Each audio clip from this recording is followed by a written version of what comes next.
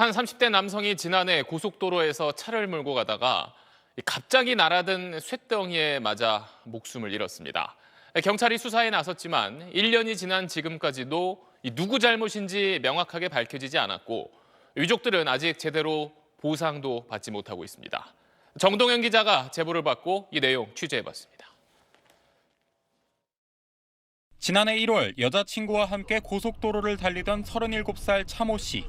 중앙분리대 너머에서 갑자기 날아든 쇳덩어리에 꼼짝없이 당했습니다.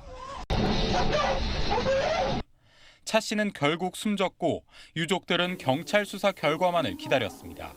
손을 쓸 틈도 없이 그냥 그 자리에서 바로 사망을 한 부분이다 보니까 경찰을 믿고 기다릴 수밖에 없었어요.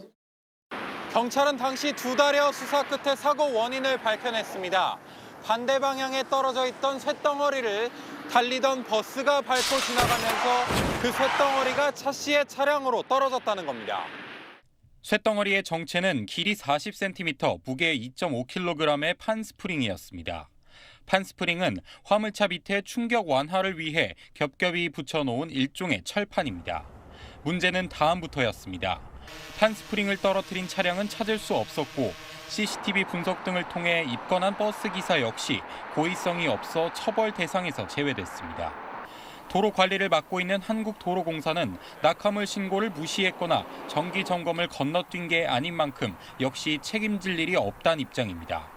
어디다가 하소연을 해야 될지 모르겠어요. 이 잘못도 아니고 저 잘못도 아니다. 그럼 그 시간에 거기를 달린 제 동생이 잘못이라는 건데.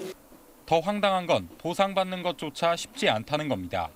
보험사 측은 찾을 수도 없는 가해자를 가려내 배상 책임을 물어야 한다며 보험금 지급을 계속 미루고 있습니다. 말씀드릴 수는 없습니다. 민감 정보이기 때문에. 정부가 나서 무보험 차량이나 뺑소니 사고에 보상을 해주는 제도가 있지만 이마저도 도움을 받지 못했습니다. 차와 차가 부딪혀 사고가 난 게 아니어서 교통사고로 보기 어렵다는 이유입니다. 전문가들은 고속도로를 달리던 화물차에서 떨어진 물건으로 사고가 난 만큼 교통사고로 봐야 한다고 말합니다. 모르는 차, 그 차의 운행과 관련된 거죠. 따라서 정부보장사업에 의한 보상, 책임보험만큼은 보상되는 것이 옳아 보입니다. 고속도로에 떨어진 물건으로 인한 2차 사고는 매년 40건 넘게 일어나고 있습니다. 사고 책임을 명확하게 밝힐 수 없어 피해 운전자가 손해를 보는 경우가 대부분입니다. 누가 언제 제2, 제3의 피해자가 될지 모르는 낙하물 사고에 대비한 제도 정비가 시급합니다. SBS 정동현입니다.